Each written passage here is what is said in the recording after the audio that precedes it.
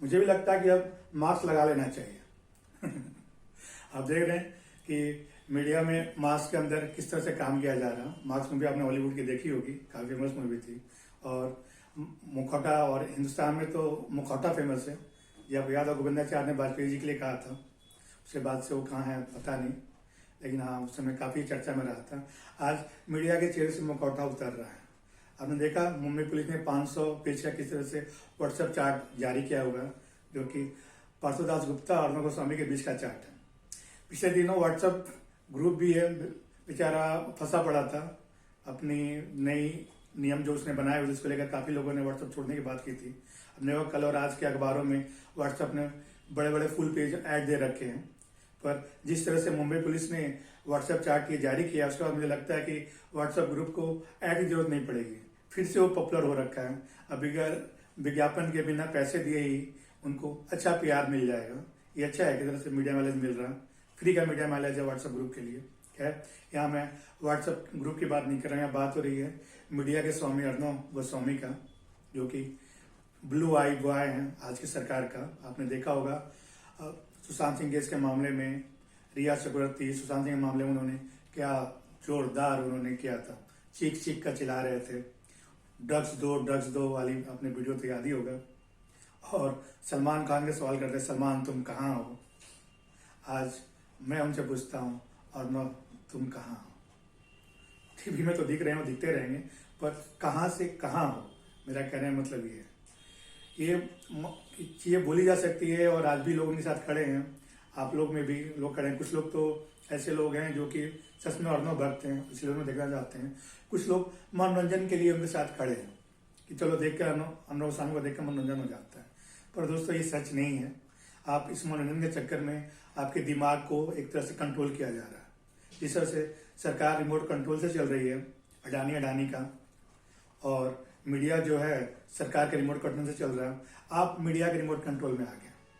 आप बेशक आप मनोरंजन के लिए अर्णव गोस्वामी को देखते होंगे और कुछ लोग भक्ति के लिए देख रहे होंगे, लेकिन ये सारी केस को कहां से कहां पहुंचाया जा रहा है आप देख रहे होंगे। आपने सुशांत मामले में देखा होगा, किसान मामले में आप देख रहे हैं। बातें कुछ और होती है, सच्चाई कुछ होती है, दिखाया कुछ और जाता है। वहां लाखों किसान बैठे हुए हैं और खालिस्तानी एलिमेंट की बात की जाती है। खालिस्तानी होंगे तो क्या अब तक वहां सांग बैठे होंगे? क्या उनका चेहरा उजागर नहीं होता? क्या उनका मुखौटा नहीं खुलता? जिस तरह से आज अर्णव गोस्वामी मुखौटा खुल गया। इसलिए अब समय आ गया है, आप लोग जागिए। ये मनोरंजन के चक्कर में और भक्ति के चक्कर में आप जो ये टीवी देख रहे हैं और जो आपको परोसा जा रहा है प्राइम टाइम में, इस सब से आपको बचना पड़ेगा। आपके साथ साथ जो आपके दिमाग में जो कुंठा भरी जा रही है, ये आने वाले समय के लिए सही नहीं है। अमेरिका में जो हुआ उससे आपको सबक लेना पड़ेगा। लोकतंत्र है, दूसरा अमेरिका का लोकतंत्र आपने देख लिया, और वर्ल्ड का दूसरा जो सबसे बड़ा लोकतंत्र है उसकी हालत कुछ तरह होने जा रही है। इसलिए मेरी आपसे विनती है कि आप जो मांस उतरा है इसे दोबारा आप पहचानिए, चेहरे पर पहचानिए। आपके हितैषी ये नहीं है। या तो आप टीवी देखना ही बंद कर दीजिए, और देख रहे हैं तो आप इनकी बातों से प्रभावित हो रहे हैं, ये सही नहीं है। आपको छोड़ना पड़ेगा, आपको ये मीडिया को छोड़ना पड़ेगा, इनकी बातों को छोड़ना पड़ेगा जो ये बोलते हैं, जो लोग भटकाते हैं। जब आप इनको छोड़ेंगे तब जाके ये सही खबर करना शुरू करेंगे। सच्चाई कुछ और है। देश की जीडीपी के बारे में आपको कहीं देखेंगे, कहीं डिबेट नहीं मिलेगा। किसानों के बारे में वन साइड आपको स्टोरी देखने को मिलेगी। देश में बेरोजगारी की क्या हालत है, इस पर कहीं कोई चर्चा नहीं होता है। लेकिन हाँ, ये है कि कुछ हो रहा तो उसके समानांतर कुछ ऐसी खबरें उठानी है जिससे कि हेडलाइन बना रहे और सरकार बचा रहे। ये कहते हैं मीडिया माइलेज की जो काम चल रहा है, मीडिया इस तरह से मैनेज किया जाता है। आप ये देख रहे हैं, ये सही नहीं है, ना आपके लिए सही है, ना देश के लोकतंत्र के लिए सही है, और ना ही ये भविष्य के लिए कहीं से भी सही है। चारों के चारों स्तंभ, लोकतंत्र के जो चारों स्तंभ हैं, चारों के चारों को जिस तरह से डैमेज किया जा रहा है वो देश के भविष्य के लिए सही नहीं है। अमेरिका से आप लोगों को सबक लेना पड़ेगा। टीआरपी के केस में फंसे अर्णव गोस्वामी का व्हाट्सएप चैट लोगों के सामने आ चुका है। मुंबई पुलिस ने लगभग 500 पेजों का ये व्हाट्सएप चैट जो है अर्णव गोस्वामी और पार्थोदास गुप्ता के बीच जो भी बातें हुई उसके बारे में सार्वजनिक कर दिया।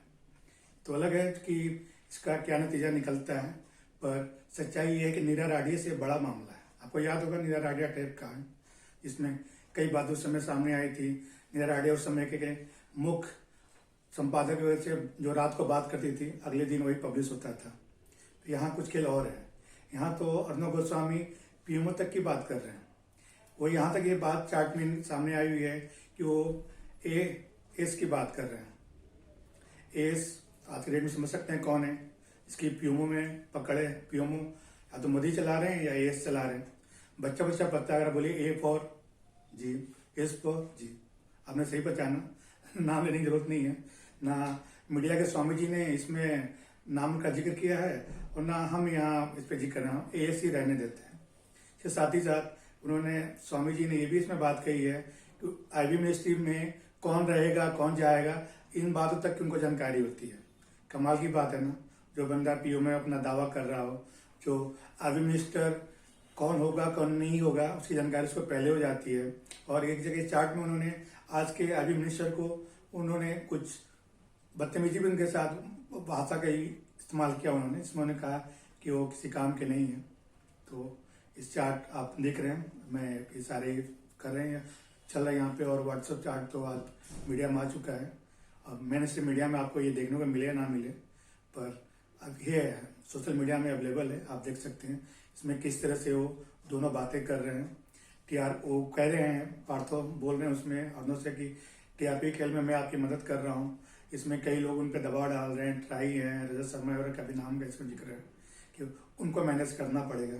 अर्णव गोस्वामी इसमें बोलते हैं कि वो मैनेज हो जाएगा, मैं पीएमओ जा रहा हूँ, मेरी मीटिंग है, सारा कुछ मैनेज हो जाएगा।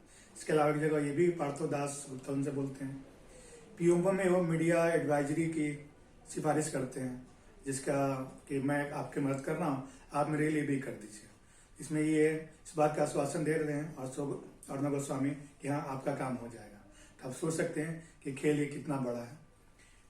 मीडिया के लोग और भक्त जो हैं अभी अर्णव गोस्वामी के साथ ही खड़े होंगे और बोल रहे हैं कि ये पॉलिटिकल मोटिवेटेड है, महाराष्ट्र सरकार जो है जानबूझ से कर रही है। मैं मानता हूँ ये महाराष्ट्र पुलिस कर रही है, जानबूझ से कर रही है, राजनीति से प्रेरित है, लेकिन व्हाट्सएप जो चैट है वो तो इन दोनों के बीच का ही है, इसे झुटलाया नहीं जा सकता। ये अलग बात है। इस अर्णव गोस्वामी के लिए छुट्टी वाले दिन सुप्रीम कोर्ट बैठ गया था और उनको बेल दे दिया था। इस मामले में भी वो हस्तक्षेप करेगा और केस को रफा दफा करने की कोशिश की जाएगी, या तो अंतरिम बेल हो जाएगा या फिर मामला ये हो जाएगा कि भैया ये सीबीआई को सुपुर्द कर दिया जाए इस केस को। कुछ भी हो सकता है इसमें, लेकिन एक चीज ये है कि मीडिया का चेहरा सामने आ गया। कल तक जो बात होती थी लोगों को समझ में नहीं आता था, लोग ये लगता था कि भैया ये पॉलिटिकल बातें हैं, मीडिया सरकार समर्थन कर रही है तो विपक्ष उसको गोदी मीडिया बोल रहा है। पर किसान आंदोलन के समय में भी ये दिखा, किसानों का आंदोलन जो था वो तो किसी विपक्ष का नहीं था, तो इस देश के किसान हैं, उनके आंदोलन को भी किस तरह से मीडिया ने उसको डिरेल करने की कोशिश की। अंत में किसानों को अपना मीडिया शुरू करना पड़ा, उन्होंने अपना अखबार निकालना पड़ा, फिर भी लोगों की आंख नहीं खुली। अब मुझे लगता है कि शायद ये व्हाट्सएप चैट देखने के बाद लोगों की कुछ आंखें खुल जाएगी। पिछले 6 सालों में देखने को आया है, जो सरकार भ्रष्टाचार के मुद्दे पे चुनकर आई थी वो सरकार भ्रष्टाचारी लोगों को ही ज्यादा तवज्जो दे रही है। हर फील्ड में, वो चाहे मीडिया हो, न्यायपालिका हो, सीबीआई हो, ईडी हो, या कहीं भी आप देखेंगे आप ऐसे लोगों को ज्यादा तवज्जो दिया जाता है। आप देख रहे होंगे कि जो 4 जज बाहर उठकर आए थे, लोकतंत्र की डेमोक्रेसी की बात कर रहे थे, फ्रीडम ऑफ स्पीच की बात कर रहे थे, उनमें से एक जज पर किस तरह से मीटू का मामला चला था, उसके बाद से वो बंदा बिल्कुल ही बदल गया। आज तो राज्यसभा में बैठा होगा, लेकिन उसने अपने रहते जो भी जजमेंट दिए हैं वो आज भी संदेह के घेरे में। अब आप इस बार भी आप देख रहे होंगे किसान आंदोलन के मामले में क्या हो रहा है। किसान सुप्रीम कोर्ट नहीं जा रहा है, लेकिन सुप्रीम कोर्ट बोल रहा है कि भैया आप ये 4 कमेटी दे दी, आप इनसे बात करो। किसान ना 3 बिल के फेवर में थे और ना ही अब ये जो सुप्रीम कोर्ट ने कमेटी दी है इसके फेवर में, लेकिन फिर भी जबरदस्ती का उनके थाली में परोसा जा रहा है कि हाँ भैया ये लो थाली है, आप चुन लो, कुछ भी तो ले लो, आप इसमें से लड्डू पेड़ा पड़ा हुआ है, चावल रोटी नहीं खानी है तो कुछ भी ले लो, एक मिठाई उठा लो, ले लो आप, लेकिन हाँ बिल चेंज नहीं होगा। कमाल है। ऐसे दागी लोग मीडिया में आप देख रहे होंगे, अभी पिछले सरकार के समय में आया था, नीरा राडिया मामला हुआ था, उसके बाद एक संपादक के चैनल का भी आया था, किस तरह से डीलिंग कर रहे थे, तिहाड़ जेल में भी रहकर आए थे। आज वो भी सरकार के ब्लू आईज है। बंगाल में भी देखने को आ रहा, टीएमसी के वो सारे दागी नेता आज बीजेपी की तरफ जा रहे हैं।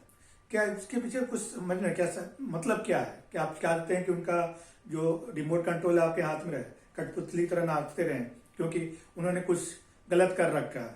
इसलिए आपको आसानी हो जाती है उनको मैनेज करने में। जिस तरह से आप उनको मीडिया को मैनेज कर रहे हैं, अदालतों को मैनेज कर रहे हैं, सीबीआई ईडी को मैनेज कर रहे हैं। सीबीआई में भी आपने देखा होगा डायरेक्टर को लेकर जो मामला हुआ था, उनके भी एक ब्लू आइज हैं, गुजरात से आए हुए हैं, अस्थाना साहब का क्या आज है, रोल आप देख ही रहे हैं।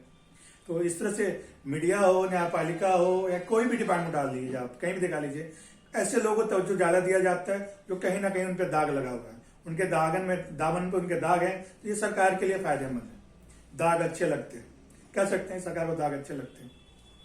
अंत में मैं आपसे ये कहूंगा कि जागो ग्राम त्यागो।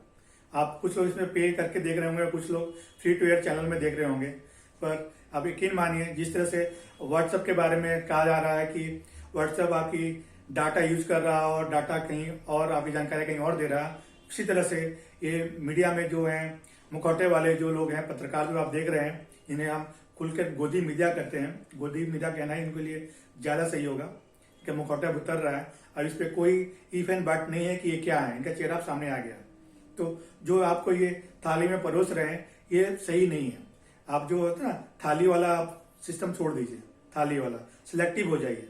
सिलेक्टिव होकर ही आप खुद को और इस देश को बचा सकते हैं। और ये मामला आज कल किसानों तक ही ये सीमित नहीं है, किसान और मजदूर का मामला ये नहीं रह गया। आज हर कोई अब इससे प्रभावित हो रहा है। इनका इससे किसी से मतलब नहीं है कि आप किसान हो, मजदूर हो, युवा हो या विपक्ष के कोई नेता हो, इनको किसी से इनको कोई मतलब नहीं, किसी के हित ऐसी नहीं है। इनका बस इसी में इनका है कि आप सरकार के खिलाफ ना बोलें। जब तक आप सरकार के खिलाफ नहीं है तब तक आप देश के नागरिक हैं। जब आप सरकार के खिलाफ हो जाते हैं तब आपको ये चाइनीज और पाकिस्तानी और खालिस्तानी एजेंट पता नहीं क्या क्या आपको बना देंगे। टुकड़े टुकड़े गैंग तो फेमस यही है और कुछ नहीं हुआ तो टुकड़े टुकड़े गैंग में आपको डाल देंगे। तो आपको समझना पड़ेगा। अब जो ये चेहरा उतरा है इनका, अब तो सबूत भी सबके सामने है। ये अलग है कि राजनीतिक बातें की जाएगी कि हाँ ये राजनीति से प्रेरित है, ये हो है, जैसी बातें की जाएगी, पर सच्चाई जो है अब सबके सामने है। तो लास्ट में मैं इसी से कहूंगा कि जागो का रंग जागो, मुखौटा उतर गया है, अब आप दोबारा मुखौटे के पीछे मत जाना। मुझे याद दीजिए। नमस्कार।